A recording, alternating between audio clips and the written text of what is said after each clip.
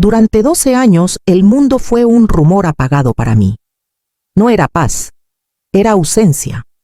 Un silencio con bordes afilados como el filo de una navaja que corta despacio sin que uno lo note al principio. Me llamo Celeste Navarro y alguna vez fui profesora de música en el Conservatorio Nacional. Hoy mis días se miden por tazas de té, notas escritas a mano y el modo en que la luz entra por los vitrales de la casa en Polanco que compartí con Guillermo, mi esposo, hasta que él se fue, y el silencio tomó su lugar. Mi casa no es una cualquiera. Fue construida en 1948 con molduras talladas a mano, techos altos, suelos de madera que crujen con dignidad. Aún conserva ese aire de todo tiempo, pasado fue mejor. Las alfombras persas se extienden como recuerdos y cada objeto, el piano, el reloj de pie, los retratos enmarcados guarda una historia. Antes estaba llena de risas de estudiantes desafinados tocando escalas de Guillermo, afinando su cello al atardecer. Ahora solo queda el eco mudo de todo lo que fue. No hay música, solo el susurro de las rutinas que Rosario y yo mantenemos con una precisión casi quirúrgica. Rosario llegó a mi vida hace más de 2 décadas. Me ayudó a criar a Emiliano, me acompañó en los conciertos, en los funerales, en los días de lluvia, donde no quedaba más que leer cartas viejas. Ella no es empleada, es parte del paisaje emocional de esta casa. Cada mañana prepara mi desayuno con café de olla, coloca flores frescas cuando hay y revisa el buzón antes de que yo me acerque. No me lo dice, pero sé que lo hace para evitar sobres indeseados.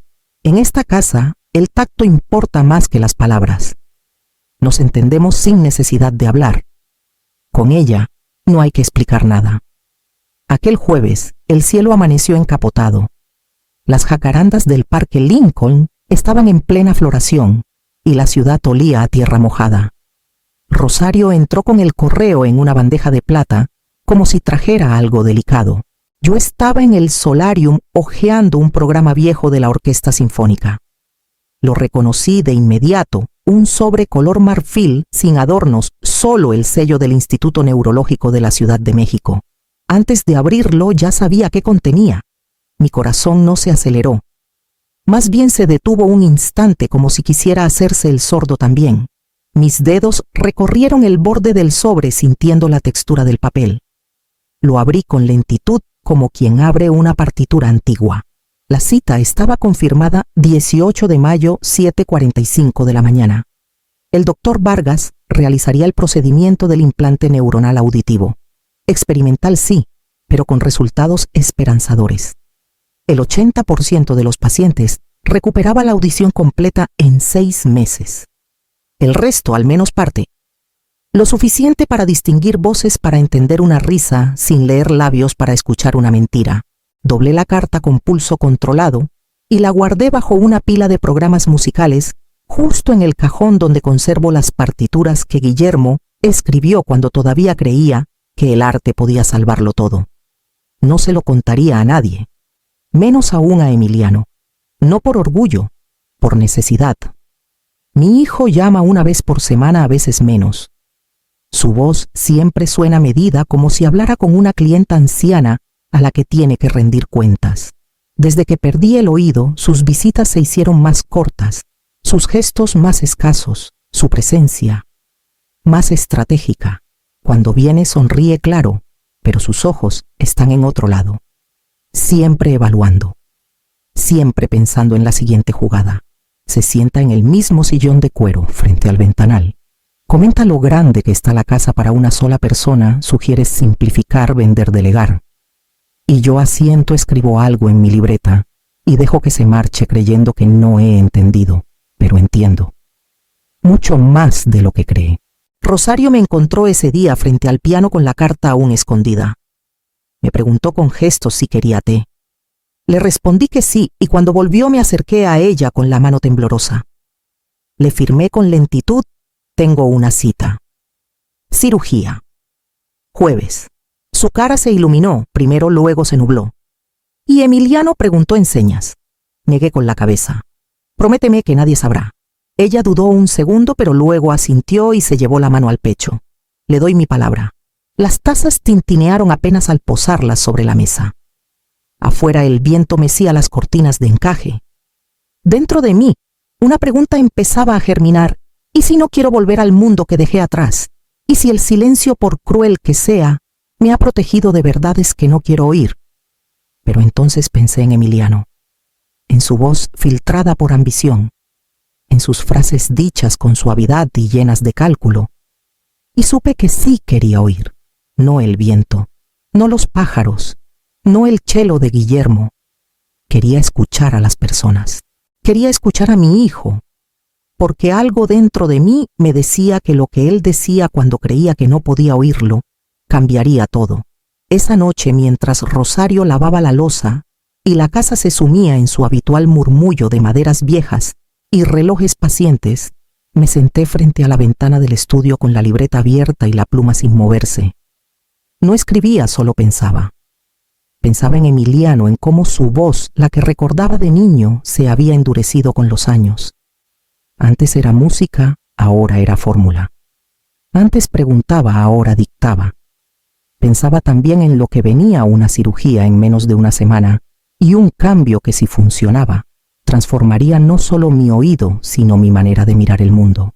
Y en medio de todo esa certeza inquietante que me palpitaba en el pecho, no debía decírselo a Emiliano. No es que desconfiara por completo de él, no aún, pero había grietas. Grietas que el silencio había dejado al descubierto. Cuando uno deja de oír, las palabras pierden importancia y los gestos lo dicen todo.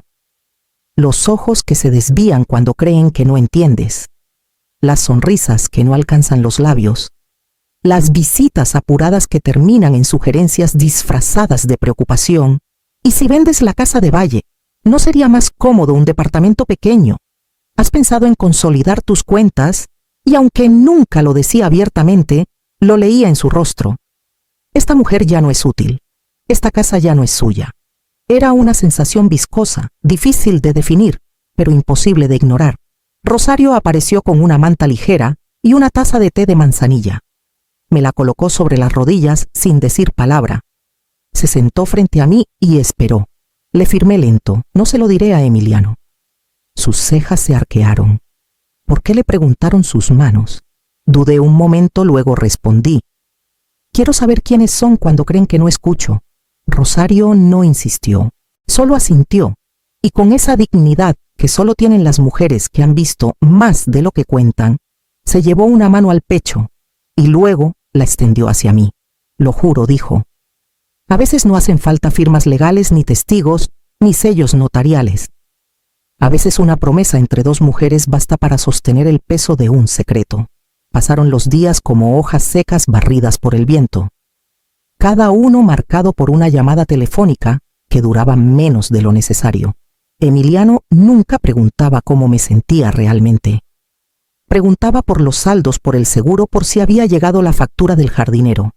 Y aunque usaba ese tono amable, el de quien cree que está cumpliendo un deber, había algo distante, como si ya estuviera hablando desde una oficina con vista al futuro.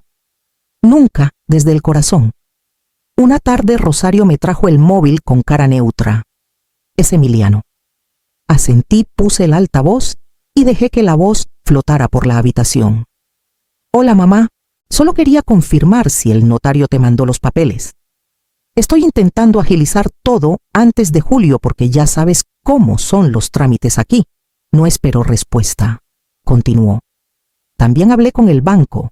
Me dijeron que sería más eficiente si consolidamos todo en una sola cuenta. Así tú no tienes que preocuparte. Hice un garabato en la libreta. Nada relevante, nada nuevo. Solo confirmaba lo que ya sabía. Hablaba con alguien que él creía que no podía oír y por eso no se molestaba en disimular. Antes de colgar dijo, «Te quiero, sí, cuídate mucho». Rosario me miró. Yo sonreí con una mueca triste. Las palabras vacías hacen más ruido que el silencio firme. Esa noche no dormí bien. Me levanté a mitad de la madrugada y caminé por la casa sin hacer ruido. Observé los retratos en blanco y negro, las partituras enmarcadas, los trofeos escolares de Emiliano, que aún conservaba en el estante del pasillo. Me pregunté si en algún momento había dejado de verlo como mi hijo y había empezado a verlo como un extraño con mi sangre. No encontré la respuesta. Lo único que supe con certeza, mientras el reloj marcaba las 3:15, fue esto: si volvía a escuchar, si realmente recuperaba mi oído, no usaría ese don para volver al mundo como antes. Lo usaría para ver, para oír verdades que habían estado escondidas entre líneas, entre tonos, entre silencios. No necesitaba que me hablaran fuerte, necesitaba que me hablaran con verdad. Y si no lo hacían, entonces estaba lista para oírlos en su forma más cruda cuando creen que nadie los escucha. Porque a veces el verdadero rostro de las personas solo se revela en la oscuridad del descuido. Y yo ya no tenía miedo del silencio. Tenía miedo de lo que él había estado protegiéndome todo este tiempo. Emiliano llegó a las 6:15. Ni un minuto antes ni un minuto después. Siempre ha sido así, cronometrado preciso, como si temiera que la vida se le descuadre si cede a la espontaneidad. Tocó el timbre solo una vez y Rosario le abrió la puerta sin apuro. Desde el solarium escuché la voz que alguna vez fue mi consuelo y ahora sonaba como la de un ejecutivo hablando con una cliente importante. «Hola, Rosario. ¿Cómo está la señora? Traje un vino. ¿Puedo pasar?» Detrás de él escuché los pasos medidos de Valeria. Sus tacones resonaban en la madera como si cada uno marcara una advertencia. Entró con su perfume caro flotando por el pasillo antes de que yo la viera. Llevaba un vestido color arena y un bolso pequeño colgado del antebrazo como si estuviera a punto de asistir a una subasta y no a cenar con su suegra sorda. Me levanté lentamente del sillón y les sonreí. Fingí sorpresa, aunque ya sabía que vendrían. Emiliano me había mandado un mensaje escueto el día anterior. «Pasaremos a cenar. No te molestes. Solo queremos verte». Rosario me ayudó a preparar todo en silencio. La mesa estaba puesta con la vajilla buena, la de porcelana blanca, con borde dorado y copas altas que aún conservaban el brillo de las fiestas de antes. Nada fuera de lugar. Ni una servilleta arrugada. Lo había decidido así no por ellos, sino por mí. Porque si iban a entrar a mi casa con máscaras, yo iba a recibirlos con elegancia. «¡Mamá!», exclamó Emiliano con voz alta y lenta, como si mi sordera implicara también una lentitud mental. «Qué gusto verte, te ves radiante». Se acercó, me besó la mejilla y me dio unas palmaditas en el hombro. Valeria hizo lo mismo, aunque con menos entusiasmo. Sus labios no tocaron mi piel. «Qué linda está la casa, señora Celeste. Siempre tan impecable», dijo mientras dejaba el bolso cuidadosamente sobre la consola. Sus ojos ya recorrían el salón. Se detenían en los marcos, en el piano cerrado, en la lámpara antigua del pasillo. No miraba con cariño, sino con cálculo, como quien evalúa una propiedad en venta. Me senté en mi lugar habitual al extremo de la mesa. Saqué mi libreta y mi pluma. Rosario trajo las entradas ensalada de betabel con queso de cabra y nueces y se retiró con una inclinación de cabeza. Mientras Emiliano hablaba, yo tomaba notas. O al menos eso parecía. En realidad lo observaba. Observaba cómo giraba su copa entre los dedos sin tomar un solo sorbo, cómo cada tanto le echaba una mirada a Valeria buscando aprobación, cómo bajaba la voz para no parecer demasiado directo. Hablaba de su trabajo, de los cambios en la empresa, de los mercados inestables. Pero había algo más. Algo en su tono que me decía que no solo había venido a verme. «Con Valeria estuvimos hablando de ti», dijo de pronto mirándome con una sonrisa de esas que usan los políticos cuando quieren que creas que se preocupan. «De cómo esta casa es demasiado para ti. No lo decimos por molestarte, sino porque queremos ayudarte. Quizás podrías considerar vender Valle de Bravo. Ese terreno ya no lo usas. ¿Y mantener 2 propiedades a tu edad?». Valeria intervino con la voz suave y empalagosa. «Sería más fácil si todo estuviera simplificado, señora. Menos papeleo, menos gastos. Más tranquilidad para usted». Asentí, escribí algo breve en mi cuaderno. «Lo pensaré. Primero comamos». Rosario trajo el plato fuerte, pollo relleno de espinacas y almendras con papas doradas. El aroma llenó la habitación y por un momento todo pareció normal. Emiliano dijo que olía delicioso. Valeria sirvió el vino, yo fingí estar absorta en mi comida. Pero mis oídos, aunque aún inútiles, estaban alerta. Y mis ojos no perdían detalle. El modo en que Valeria cortaba su comida sin mirar el plato. Cómo Emiliano hablaba cada vez más rápido cuando ella asentía. Todo era una coreografía bien ensayada. Ellos no vinieron a cenar. Vinieron a tantear el terreno, a preparar el camino. Después del postre, una tarta de manzana que Rosario había preparado con canela extra como a Emiliano le gustaba, él se inclinó sobre la mesa y sacó una pequeña carpeta de su maletín. No es nada formal, dijo como quien ofrece una servilleta y no un documento legal. Solo una propuesta, algo para que lo veas con calma. Ideas para organizar tus bienes, para que todo quede más claro, más protegido. No lo abrí. Solo lo miré a los ojos por unos segundos. Él bajó la mirada. Valeria sonrió, pero le tembló la comisura del labio. Me levanté con lentitud. Escribí una última frase, gracias por preocuparse. Rosario les acompañará a la puerta. Emiliano quiso protestar, pero Valeria ya se había puesto de pie. Fue una noche encantadora, dijo, aunque su voz sonaba tensa. Se despidieron con besos al aire. Rosario los escoltó en silencio como quien despide a invitados que no volverán pronto. Cuando la puerta se cerró, me quedé sola en el comedor. Abrí mi libreta y releí lo que había escrito, aunque ya lo había memorizado todo. Porque esa cena no fue una visita familiar. Fue un ensayo, un montaje. Y yo, que ellos creían fuera del escenario, estaba en primera fila tomando nota de cada gesto, cada palabra, cada mentira disfrazada de afecto. La cena terminó como terminan las funciones mediocres, con aplausos forzados y sonrisas prestadas. Rosario recogía los platos con la eficiencia de quien ha presenciado demasiadas veladas incómodas para dejarse afectar. Yo me disculpé fingiendo cansancio. Voy a acostarme temprano, escribí en la libreta. Emiliano me ayudó a levantarme con ese gesto condescendiente que ahora usaba para todo: sujetar el brazo, acercar la silla, señalar la puerta como si tuviera miedo de que me rompiera con solo mirarme. Subí las escaleras sin prisa, pero no entré a mi cuarto.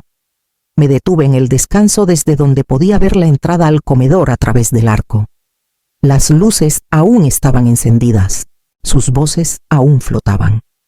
Bajé los 3 escalones que me separaban del pasillo y me quedé de pie pegada a la pared entre el perchero antiguo y un cuadro de paisajes que Guillermo había comprado en Oaxaca. Respiré despacio, no por miedo, por cálculo. La madera crujió levemente bajo mis pies descalzos, pero el murmullo en la mesa no se interrumpió. Mi corazón, en cambio, sí. Lo que escuché a continuación fue la primera herida con nombre y apellido. Está decayendo, dijo Valeria casi en susurro.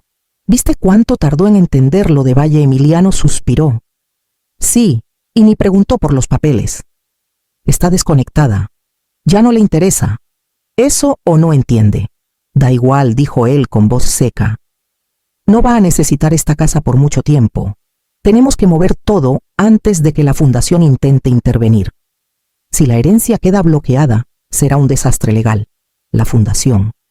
Se referían a la Fundación Navarro Galván, creada por Guillermo antes de morir. Era un proyecto para músicos jóvenes sin recursos, con una cláusula que le daba poder sobre ciertos activos si yo quedaba incapacitada. Nunca pensamos que alguien querría adelantarse a ese momento. Nunca pensamos que ese alguien sería nuestro propio hijo. Valeria sirvió más vino. El cristal tintineó contra la mesa, y por un instante quise creer que ese sonido era una grieta en su plan. ¿Y Rosario?, preguntó ella. Fiel como un perro, no dice nada, y no oye nada. Se rió. Como tu madre, exacto. No recuerdo haberme movido. Solo sentí que mis manos se apretaban contra el marco del arco como si eso pudiera sostenerme. No era solo lo que decían, era cómo lo decían, con frialdad, con estrategia, con un desdén casi elegante, como si hubieran estudiado el guión de una obra en la que yo solo era el personaje que debía desaparecer en silencio. Valeria cambió de tono. Y lo de la cuenta de inversiones. En proceso, dijo Emiliano. Pero tiene que firmar. Estoy viendo si puedo hacer una autorización general. ¿Falsificarla?, preguntó ella sin rubor. Emiliano no respondió enseguida. No lo haré si no es necesario. Pero si no firma, no quiero que todo se congele. El desarrollador ya espera. ¿Qué desarrollador? Uno que quiere el terreno junto a la casa de Polanco. Si consolidamos las 2 parcelas, podemos vender al triple. Mi mundo se contrajo en un segundo. Ya no eran comentarios sueltos, era un plan. Una línea de acción pensada, estructurada, ejecutada con precisión. Y yo, sorda y confiada, había sido la única que no jugaba.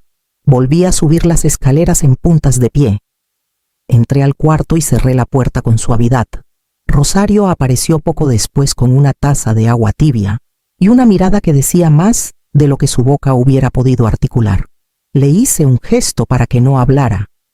Me senté en el sillón junto a la ventana y le firmé con lentitud. Escuché todo.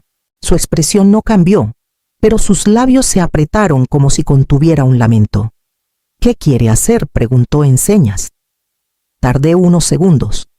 Luego, escribí en la libreta una sola frase. Ahora ya sé quiénes son cuando creen que no los escucho. Rosario se arrodilló a mi lado y me sostuvo la mano con una firmeza que no buscaba consuelo sino alianza.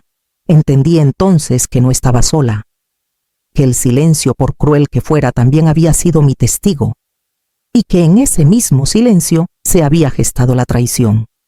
Pero también podía nacer la respuesta. Esa noche no dormí. Miré el cielo desde la ventana como si buscara respuestas entre las estrellas. Pero las respuestas ya las tenía. Lo que necesitaba era tiempo. Tiempo para planear. Tiempo para escuchar más.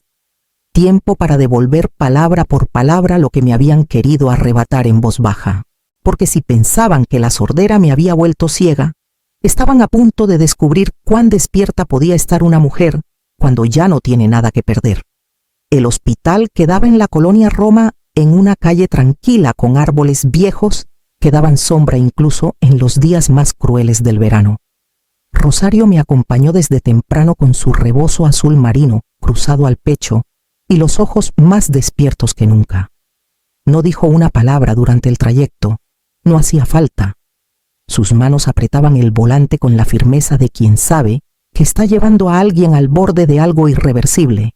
En el Instituto Neurológico nos recibieron con eficacia distante.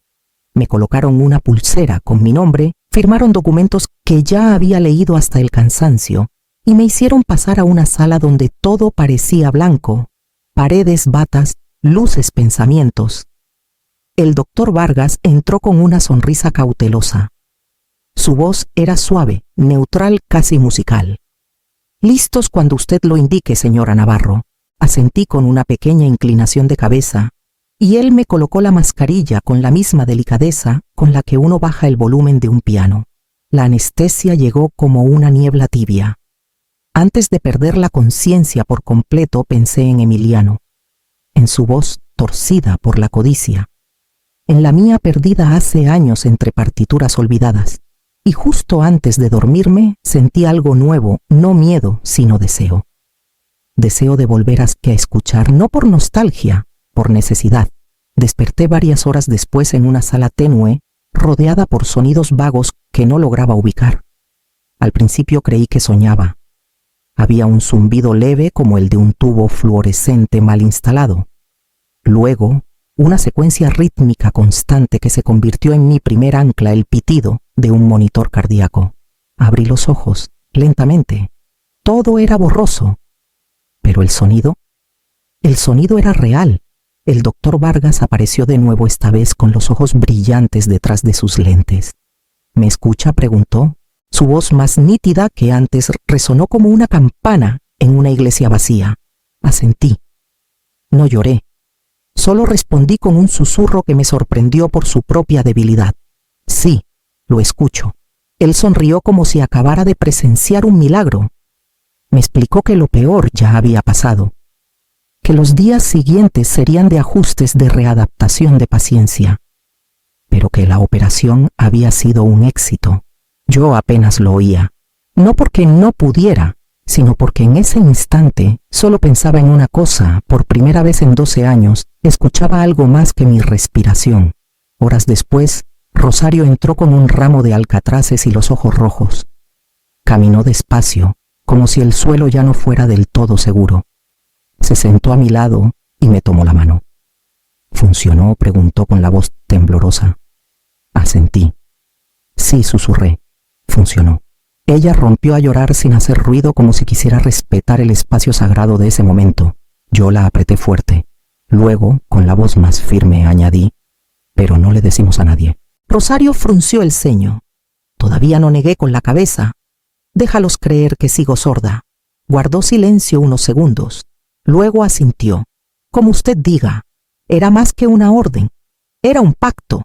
Y ella, como siempre, entendió la magnitud del gesto. Los días siguientes pasaron en una extraña coreografía entre la calma clínica y la tormenta interna.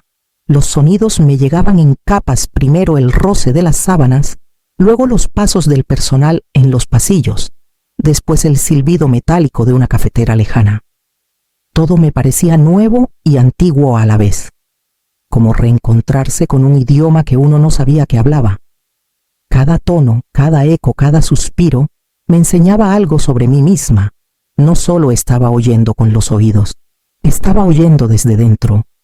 Oír como quien reconoce el peligro, como quien se arma en silencio. El alta médica llegó en menos de una semana. Me entregaron una carpeta con indicaciones: nada de ruidos fuertes, nada de lugares concurridos, descanso absoluto. Rosario firmó los papeles y me ayudó a salir al aire libre. El sol me golpeó en la cara, pero lo que me sacudió fue otra cosa: el ruido de la ciudad. El murmullo de los coches, los pasos acelerados, un grito lejano de vendedor ambulante. Todo me atravesaba. Todo estaba vivo. Ya en casa, la primera noche dormí con la puerta del cuarto entreabierta. Desde mi cama escuchaba la madera crujir, el refrigerador zumbando en la cocina, el tic-tac del reloj de pie. Cerré los ojos sin miedo, porque el silencio había dejado de ser mi refugio. Ahora era mi herramienta, y yo estaba lista para usarla. Volver a casa fue como abrir una partitura vieja y descubrir que aún recordabas cómo se tocaba. Cada rincón tenía su propio ritmo, cada mueble una respiración oculta.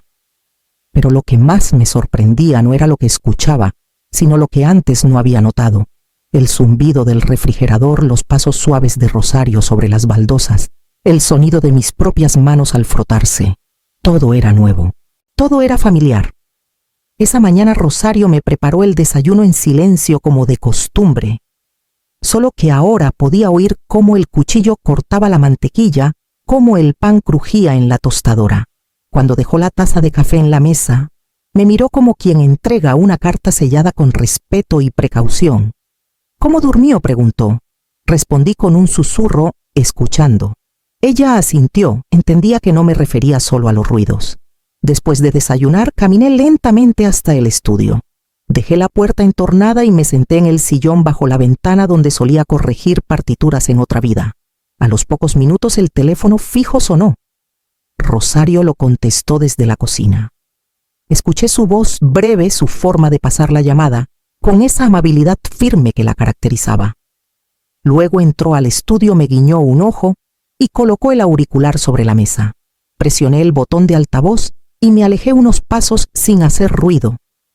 La voz de Emiliano llenó la habitación como un vapor espeso. Sí sé que el tiempo es corto, decía, pero son movimientos temporales. Nada que no pueda justificarse. No, ni revisa los saldos. Estamos manejando su exposición. Hubo una pausa, un chasquido seco. Quizás un bolígrafo contra la mesa. Si la estructura del fideicomiso está desactualizada, lo arreglo. Solo transfiere los fondos a la cuenta de retención para el viernes. Líneas limpias sin alertas. No usó mi nombre. Ni una sola vez. Como si ya no fuera parte del sistema que manipulaba. Como si yo no fuera más que una silueta útil para sus estrategias financieras. Colgó antes de que Rosario regresara con el té. Me acerqué al teléfono, lo apagué y me senté de nuevo. Rosario entró en ese momento y me observó con detenimiento. Le dije en voz baja: «Está usando mis cuentas». Ella no respondió enseguida. Dejó la bandeja en la mesa y se acercó. «¿Qué quiere hacer?», preguntó sin rodeos. Me quedé en silencio unos segundos. Luego pronuncié con toda claridad: Necesito un abogado. Por la tarde llamé a la oficina de Mauricio Elías. Había trabajado con nosotros años atrás, cuando Guillermo aún vivía, y necesitábamos asesoría para la fundación. Siempre me pareció distinto. Preciso pero sin arrogancia. Eficiente sin perder humanidad. Cuando contestó su asistente pedí hablar con él directamente. Me pusieron en espera. El tono de llamada me pareció eterno, pero cuando su voz sonó supe que había hecho lo correcto. Celeste dijo, con tono de sorpresa contenida: «Sí, Mauricio, necesito una auditoría.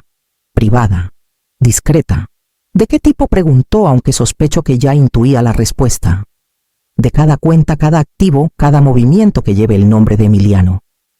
Él no hizo preguntas. Solo dijo: «Entendido. Empiezo hoy». Esa noche me senté frente al piano cerrado y pasé los dedos por la tapa como si acariciara una cicatriz vieja. No toqué, aún no. Pero pensé en cómo la música, igual que la verdad, tiene frecuencias que solo se revelan a quienes están dispuestos a escuchar. Al día siguiente recibí una llamada de Mauricio. Había encontrado irregularidades. Múltiples transferencias disfrazadas de mantenimiento, gastos simulados, facturas duplicadas. «Son capas», Celeste dijo. «Capas diseñadas para ocultar lo que está haciendo. Pero no es torpe. Está siendo metódico, calculador». Le pedí que no hiciera nada todavía. «Quiero ver hasta dónde llega», le dije. «Quiero saber si esto es todo o si hay más». Él guardó silencio un momento. Luego respondió: «Te aviso si algo cambia». Y colgó. Durante los días siguientes me convertí en sombra en mi propia casa. Rosario y yo teníamos un sistema tácito. Si el teléfono sonaba, ella respondía, y luego me lo traía como si fuera un recado sin importancia. Yo escuchaba desde lejos, tomaba nota mental, y luego registraba todo en una libreta que escondía dentro de una caja de partituras vacía. Descubrí cosas que no sabía que dolían. Que Emiliano había designado a un intermediario para vender Valle sin siquiera consultarme. Que estaba negociando con un desarrollador la propiedad de Polanco. Que Valeria hablaba de mí como de un trámite por resolver. Pero lo peor no fue lo que decían. Fue cómo lo decían. Sin culpa. Sin pausa. Como quien cuenta monedas. Fue ahí, en ese instante exacto, que entendí que esto no era solo una decepción. Era una traición activa, una operación en marcha, y yo por primera vez en mucho tiempo tenía las herramientas para frenarla. Esa noche Rosario me trajo una copa de vino y me dijo, sin levantar la voz: «Lo que están haciendo no es solo injusto, es imperdonable», le respondí sin pensarlo. «Todavía no es irreversible». Ella me miró en silencio, y en esa mirada había algo más que compasión. Había respeto. Porque ya no era la señora sorda y frágil a la que todos rodeaban como si fuera de cristal. Ahora era alguien que oía, y lo que había empezado como una recuperación médica se había convertido en una estrategia. Una sinfonía silenciosa afinada por la traición, lista para entrar en su movimiento final. A veces, en las madrugadas en que no puedo dormir, me quedo en el umbral del estudio observando el cello de Guillermo. Está en su rincón de siempre, apoyado contra la pared, con el arco cruzado sobre el estuche como un viejo centinela dormido. No lo he movido desde el funeral. Ni Rosario se atreve a tocarlo al limpiar. Ahí está intacto, como si en cualquier momento él fuera a regresar a afinarlo.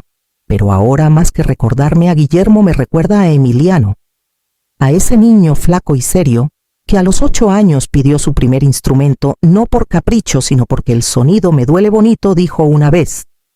Yo creí que eso era poesía pura. Nunca imaginé que con los años ese oído sensible se convertiría en otra cosa. Algo más afilado, más útil que bello. Emiliano fue un niño reservado de pocas palabras, pero de emociones profundas. Se encerraba en su cuarto a practicar horas enteras, salía con los dedos adoloridos y la frente perlada de sudor. No hacía falta decirle qué hacer él mismo, se exigía más de lo que cualquier maestro podía pedir. Cuando ganó su primera beca para ir a un curso de verano en el extranjero, tenía 12 años. Lloró en silencio la noche anterior al vuelo. Yo lo encontré abrazado al estuche de su celo con la cabeza apoyada sobre la tapa. Le acaricié el cabello. ¿Estás nervioso? Él negó. No quiero que papá piense que me voy para huir. Me quedé en silencio sin saber qué responder. Guillermo nunca fue cruel, pero sí era exigente. Y Emiliano, tan perfeccionista como él, vivía intentando ganarse su respeto. Pensé que la música lo salvaría. Pensé que ese niño que escuchaba Mahler a escondidas en su cuarto sería un adulto sensible, íntegro, tal vez un artista. Pero no. Un día, casi sin darme cuenta, dejó de tocar. Cambió el arco por una calculadora, la emoción por los balances. Y cuando le pregunté por qué ya no practicaba, respondió: porque con música no se paga una hipoteca. Tenía 17 años. Esa fue la primera nota disonante. Rosario me encontró sentada frente al cello esa mañana. Yo no lo tocaba, solo lo miraba. Ella se acercó en silencio, me puso una mano en el hombro. ¿Está pensando en él?, preguntó sin rodeos. Asentí. ¿Recuerda cuando se escondía debajo del piano para no saludar a los invitados? Me reí apenas. Decía que los adultos hacían demasiado ruido. Rosario se sentó frente a mí. ¿Cree que siempre fue así? Me quedé callada. ¿Qué se responde a eso? No sé si Emiliano cambió de golpe o si como un hilo fue tensándose con el tiempo hasta que ya no dio más. Tal vez siempre hubo una cuerda en él que vibraba en otra frecuencia, una que ni Guillermo ni yo supimos escuchar. O tal vez simplemente la vida lo afinó hacia lo útil, lo rentable, lo implacable. En una familia donde la música lo era todo, tal vez él solo quería dejar de ser una nota más. Rosario me ofreció una taza de té, y Valeria dijo de pronto: ¿cree que ella tuvo algo que ver? La miré con sorpresa. No porque la pregunta fuera absurda, sino porque nunca antes la había dicho en voz alta. ¿Por qué lo dices, Rosario? Se encogió de hombros. No sé. Desde que apareció él cambió. Más frío. Más automático. Como si pensara en voz ajena. Reflexioné un momento. Recordé las primeras cenas con Valeria, su manera de hablar, como si ya perteneciera a la casa. Su rapidez para corregir a Emiliano cuando se desviaba. Su forma de evaluar cada objeto, cada decisión, como si todo tuviera un valor en pesos. Tal vez Rosario tenía razón. Tal vez Emiliano no se perdió solo. Pero tampoco quiero convertirla en la villana perfecta. Sería demasiado fácil. Culparla de todo me eximiría a mí de mirar más profundo. Yo estuve ahí. Yo vi cómo mi hijo pasaba de las escalas al Excel. Y no hice nada. Quizá me dije que era una fase. Quizá me conformé con que al menos tuviera un trabajo estable, una vida ordenada. Nunca quise confrontarlo. Nunca le pregunté si era feliz. Ahora, al escucharlo maquinar transferencias, al oírlo decir que no reviso los saldos, al saber que planea vender mi casa, como si ya no me perteneciera, me cuesta reconciliar al hombre con el niño. Pero no puedo dejar de buscarlo. De vez en cuando, entre palabra y palabra, noto una vacilación. Un segundo de duda antes de mentir, y me aferro a eso. Porque si hay una cuerda que aún vibra dentro de él, quiero oírla antes de que se rompa para siempre. Rosario se levantó, me acarició el hombro y se fue sin más. Yo me quedé ahí mirando el cello, como quien mira una fotografía de otro tiempo. La madera seguía intacta, las cuerdas aún tensas. Solo hacía falta que alguien se atreviera a tocarlo. Pero no hoy. Aún no. Hoy solo escucharía. Porque a veces el dolor no está en lo que suena, sino en lo que ya no. La tarde llegó con una calma engañosa. Rosario me había preparado una sopa ligera y me dejó el diario en la mesa, pero yo apenas lo hojeé. Desde la cirugía, mis sentidos se habían agudizado de tal forma que incluso el paso de las hojas me resultaba ruidoso. Esa noche decidí no bajar al comedor.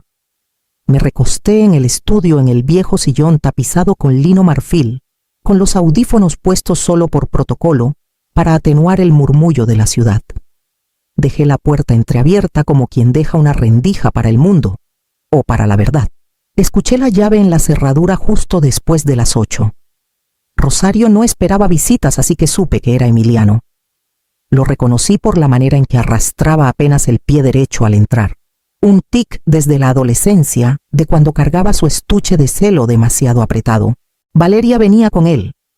Su voz flotó por la escalera antes incluso de que se diera cuenta de que yo estaba en casa. No está, dijo, casi canturreando.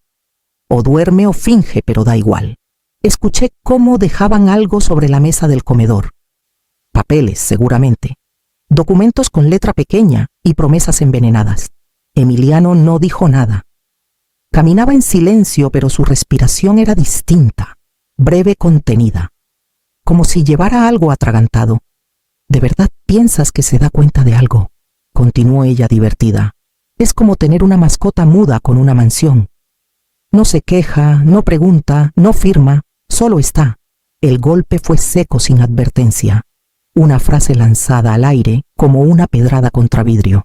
Cerré los ojos, no por dolor, sino por incredulidad. No imaginaba que el desprecio pudiera sonar tan liviano, tan cotidiano, como quien habla del clima. No deberías decir eso, murmuró Emiliano, casi inaudible. Un silencio denso se coló por el pasillo. Por un momento creí que ella se disculparía, o que al menos intentaría suavizar la frase. Pero no. Por favor, dijo riéndose. Tú mismo lo dijiste. Ya no está aquí. Solo está ocupando espacio. Me moví apenas para acomodarme en el sillón. No hice ruido, no aún. Quería oírlos más. Quería saber hasta dónde estaban dispuestos a llegar mientras creían que yo era inofensiva. Emiliano no respondió. Escuché cómo se sentaba. El rechinar leve de la silla del comedor lo delataba. Luego un suspiro. Largo. Como de quien se da por vencido pero no sabe exactamente ante qué. ¿Tú dijiste que ella quería apoyar tu futuro?, continuó Valeria esta vez con un tono más suave, casi seductor. Que por eso construyeron la fundación. O no lo quería, dijo él, y esta vez su voz era más clara, más rota. Pero no creo que se refería a esto. Esas últimas palabras me golpearon más que la burla anterior, porque no eran crueldad, eran duda. Y la duda en alguien como Emiliano era un desliz peligroso. Quise pensar que quedaba algo dentro de él, algo que aún reconocía el límite. Pero también sabía que las dudas no siempre salvan. A veces solo retrasan el daño. Rosario apareció en el umbral del estudio con una bandeja de ropa doblada. Me miró. No dijo nada. Pero sus ojos oscuros y húmedos lo entendían todo. Se acercó, dejó la ropa a un lado y me susurró: ¿Por qué espera? Ya tiene el abogado los documentos, ¿la verdad? Podría terminar con esto ahora. La miré en silencio. La pregunta me arañaba por dentro desde hacía días. ¿Por qué no lo frenaba de una vez? ¿Por qué no mostraba las cartas? ¿Por qué no gritaba: ya escuché todo? Apoyé la cabeza en el respaldo del sillón y con un hilo de voz le respondí: porque aún no sé quién es. Sé lo que ha hecho, pero no por qué. No del todo. Necesito verlo completo, hasta el final. Rosario se quedó quieta. Luego asintió con los labios apretados como quien guarda un secreto propio. Antes de irse, me tocó el hombro. No como consuelo, sino como señal. El momento llegaría, pero no hoy. Me quedé sola escuchando el tic-tac del reloj del pasillo. Afuera el viento movía las ramas de los árboles como un murmullo cansado. Adentro, el eco de una frase seguía resonando como un acorde desafinado, una mascota muda con una mansión. Y entendí que ya no se trataba solo de recuperar mi voz. Se trataba de decidir qué hacer con ella cuando el silencio dejara de proteger a quienes hablaban sin pensar que alguien los escuchaba. La oficina de Mauricio Elías no había cambiado desde la última vez que estuve allí con Guillermo. Madera oscura, vidrio esmerilado, una biblioteca repleta de códigos civiles y fotografías discretas, él con su esposa, con un colega con un perro de mirada noble que ya no debe estar. La ciudad murmuraba detrás de las ventanas, pero adentro reinaba un orden casi quirúrgico, como si los papeles no permitieran que entrara el caos. Mauricio me recibió con una sonrisa contenida y un gesto de respeto que no abundaba en estos tiempos. Se puso de pie cuando entré, me ofreció agua con limón y esperó a que me sentara antes de pronunciar una sola palabra. ¿Lista?, preguntó. Asentí. Había dormido poco. lo suficiente para no cometer errores. Quiero un testamento nuevo, dije. Uno que no deje lugar a interpretaciones. Sacó una libreta de apuntes y comenzó a escribir. Hablábamos con voz baja pausada, como si cada palabra marcara un compás. Le dicté los cambios uno por uno. Emiliano quedaba fuera de todo control directo, sin derechos sobre bienes inmuebles ni cuentas. Nada en su nombre, ni como beneficiario, ni como administrador.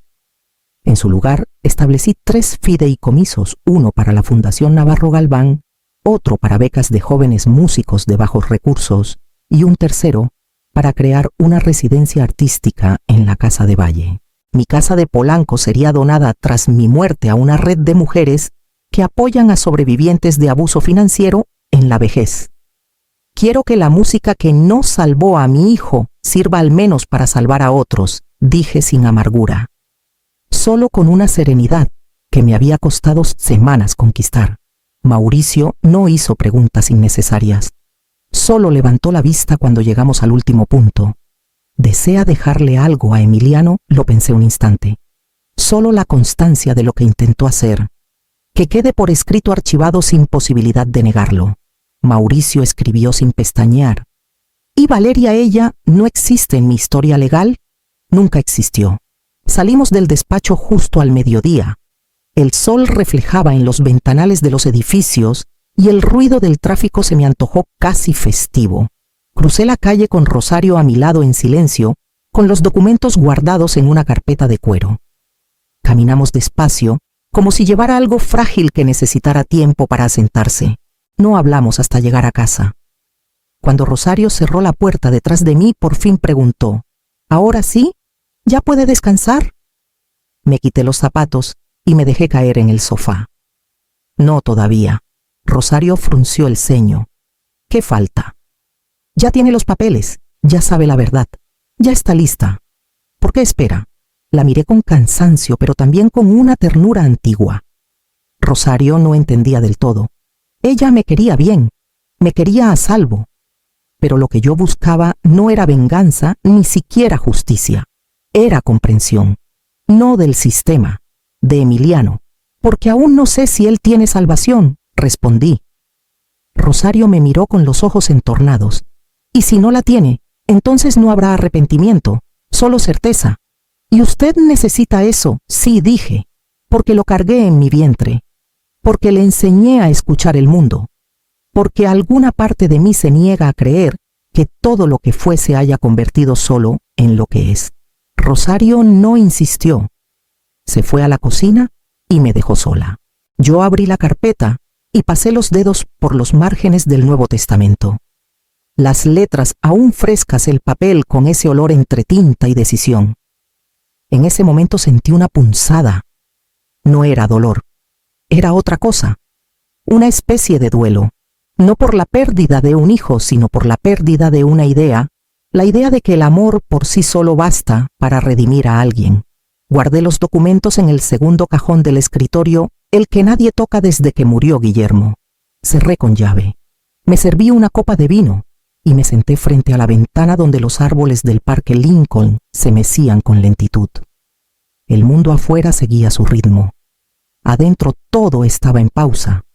No era momento de actuar, era momento de ver, de oír más, de dejar que Emiliano se mostrara completo hasta la última nota. Porque las peores traiciones no se miden por lo que hacen, sino por lo que revelan de quien las comete. Y yo, que había vuelto a oír después de 12 años, no pensaba interrumpir el concierto justo antes del clímax. Ese sábado, la casa olía a pato asado, como en los días en que aún celebrábamos cosas. Rosario había desempolvado la vajilla de porcelana, la de las orillas doradas que solo usábamos en Navidad, o cuando Guillermo recibía colegas del conservatorio. Le pedí que sacara también las copas de cristal tallado y que planchara las servilletas de lino como flores abiertas. No era una comida familiar, era una representación. Y yo, que había sido espectadora por tanto tiempo, por fin subí al escenario. Emiliano me escribió por la mañana, pasaremos a platicar unas ideas. Nada formal, solo nosotros. Contesté con una frase breve.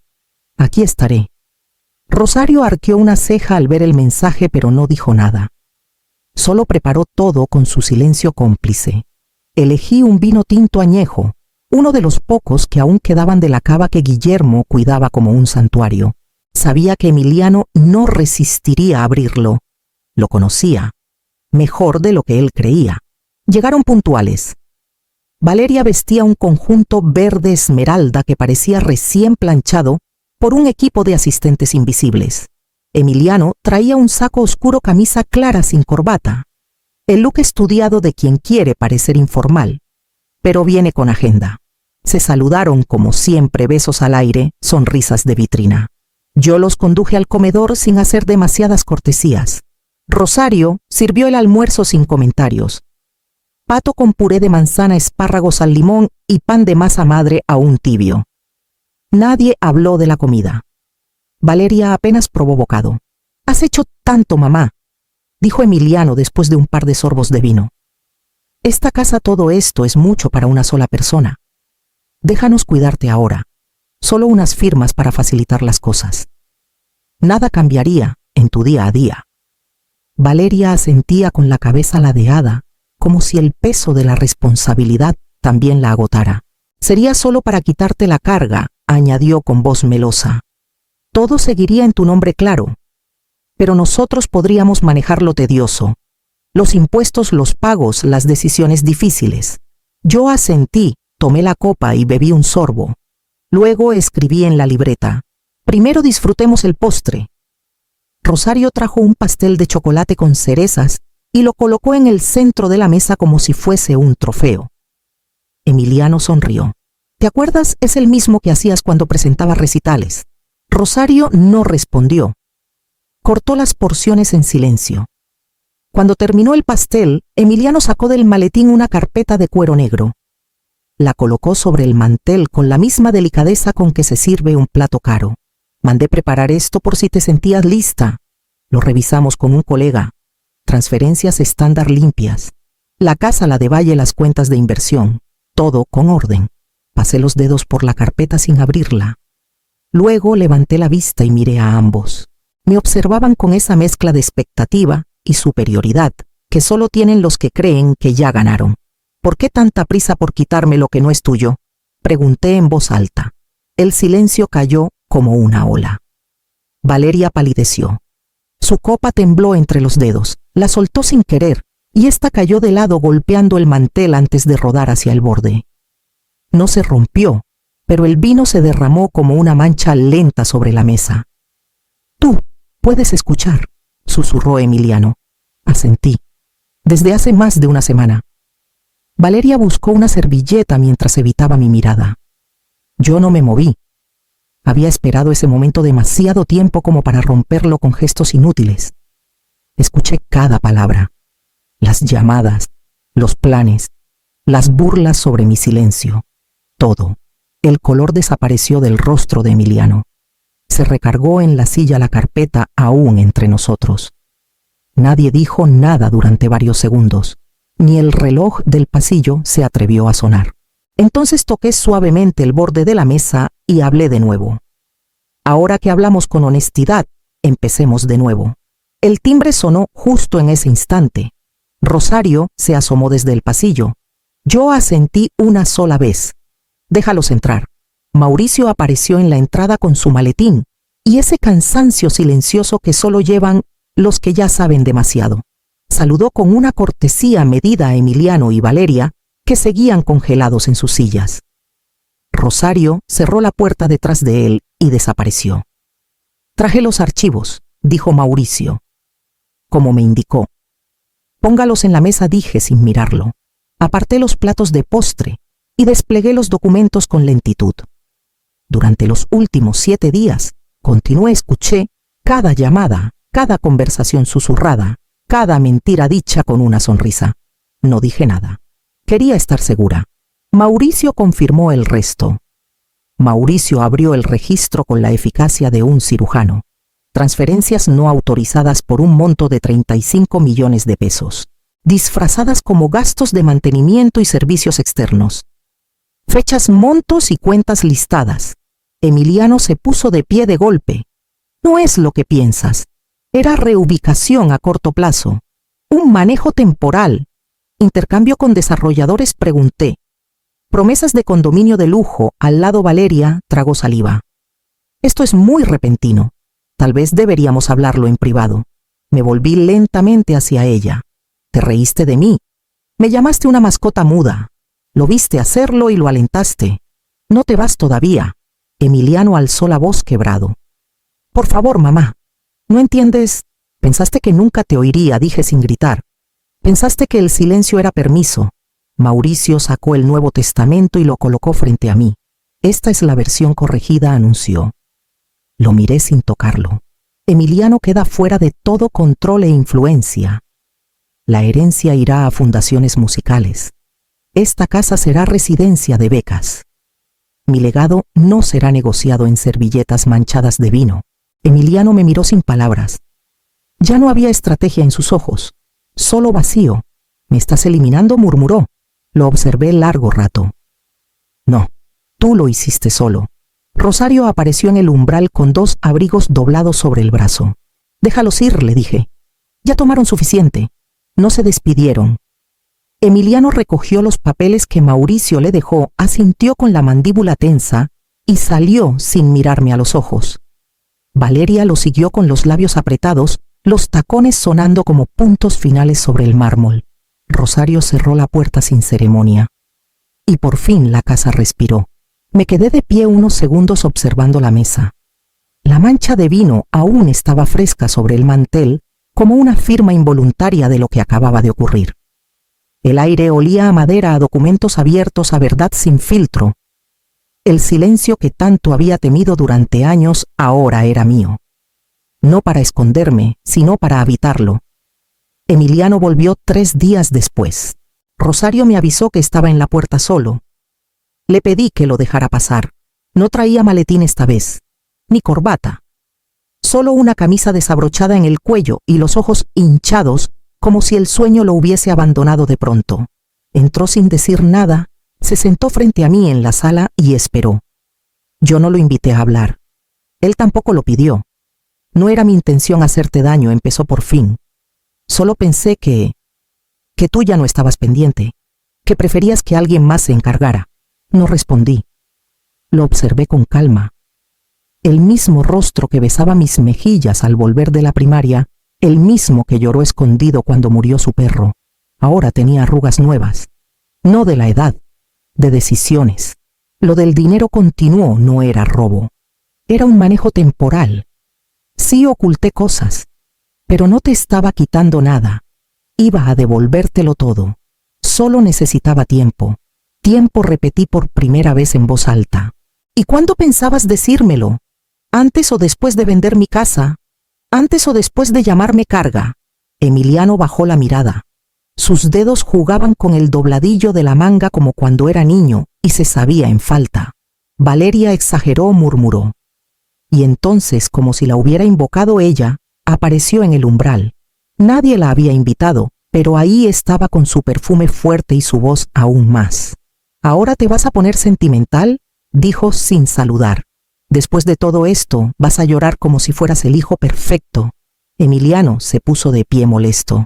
No estoy llorando. Estoy hablando con mi madre. Esa madre que nos dejó fuera del testamento como si fuéramos criminales, la misma que fingió sordera para espiarnos como si fuéramos ladrones. Me levanté con lentitud. No por fragilidad, sino por precisión. Cada movimiento tenía peso. Caminé hasta quedar entre los dos. Yo no fingí sordera, dije.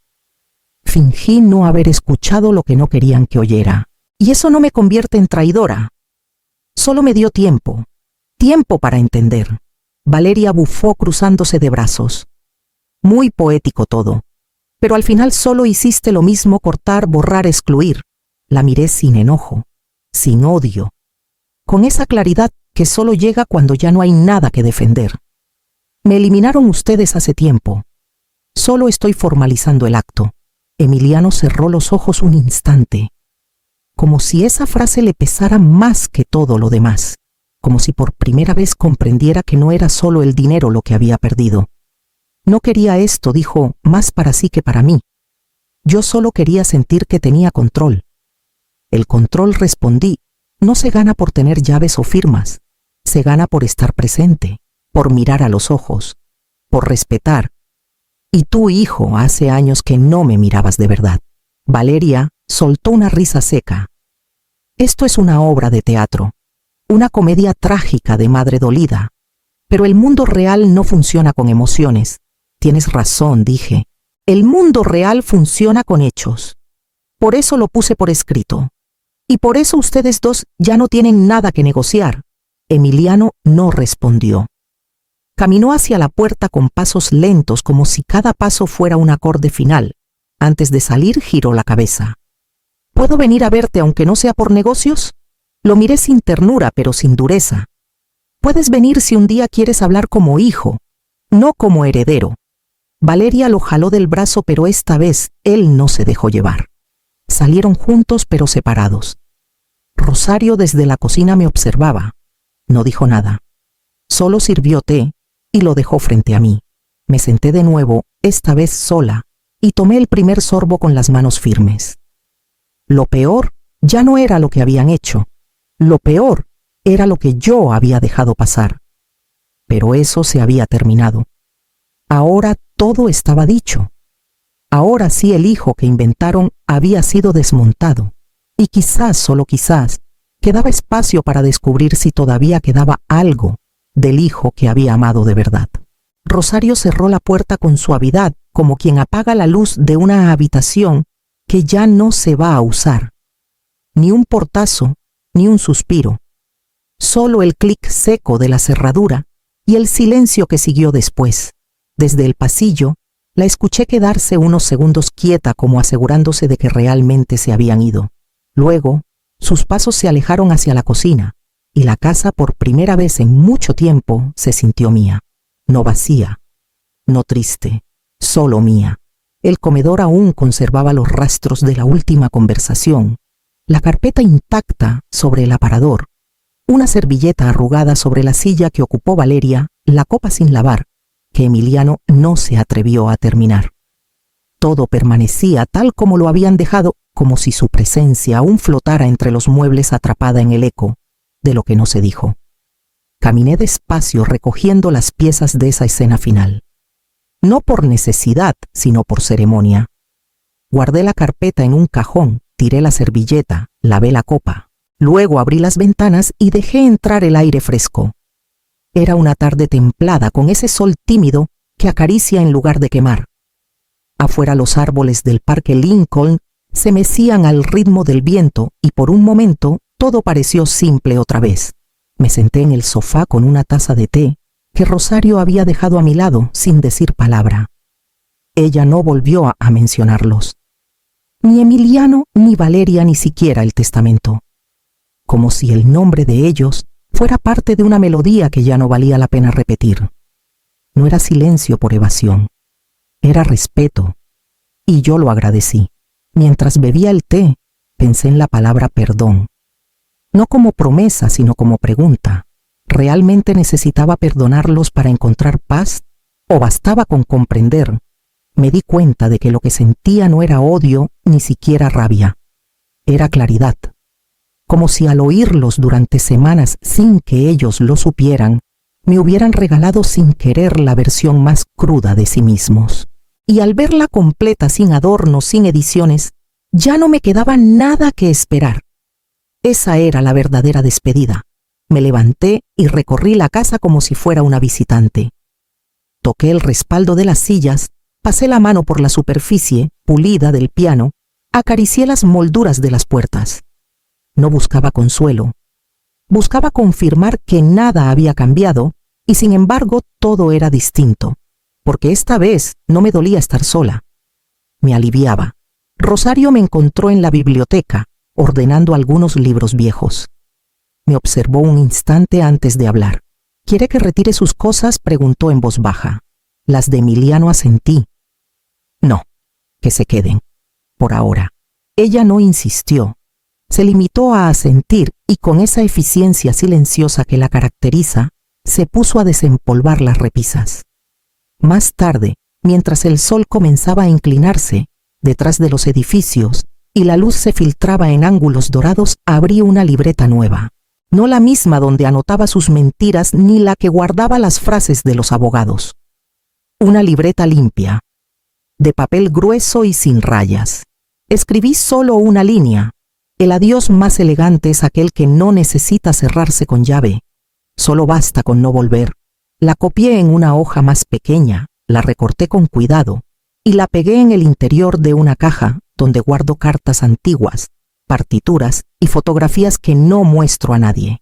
Cerré la caja con cinta de seda y la devolví a su estante justo entre las memorias de Guillermo y los primeros dibujos de Emiliano. Esa noche la casa no crujió, no rechinó, no susurró nada, como si al fin se hubiera sacudido un peso antiguo. Dormí profundamente, sin sueños, sin sobresaltos.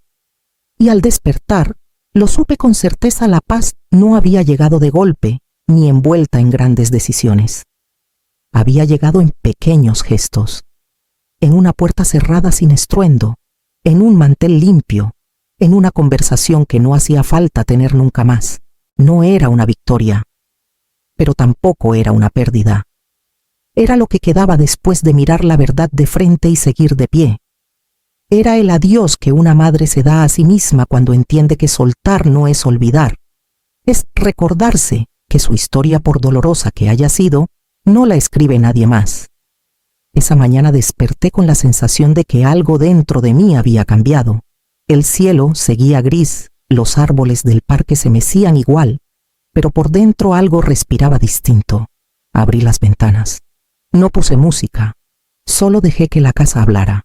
El crujido del suelo, el roce del viento, los cubiertos chocando a lo lejos, todo sonaba como una partitura olvidada. Rosario se detuvo al verme abrir el piano. Nadie lo había tocado desde el funeral de Guillermo. Ella no dijo nada. Yo tampoco, solo levanté la tapa. Pasé los dedos por las teclas con la misma torpeza con la que se acaricia un recuerdo. Estaban frías, pero no mudas. Toqué un acorde, luego otro. No sonaba perfecto, pero no importaba. No, era para mí, porque ya no podía contener más silencio. No recuerdo lo que toqué. Fragmentos sueltos, trozos de piezas que alguna vez enseñé, melodías que nacían sin nombre. Mis dedos temblaban, pero no se perdían, y lloré, no por tristeza, sino por alivio, porque seguía aquí, porque a pesar de todo, todavía escuchaba. Cuando terminé, solo el reloj marcó el cierre. Rosario apareció con una taza de té y la dejó sobre la mesa sin decir palabra. Luego cerró la puerta como quien guarda un secreto entre páginas. Esa tarde caminé por la colonia, sin espiar, sin evitar, solo caminar, escuchar. El bullicio de la ciudad no era ruido, era vida. Los pasos rápidos, un vendedor de flores, los ladridos de un perro viejo.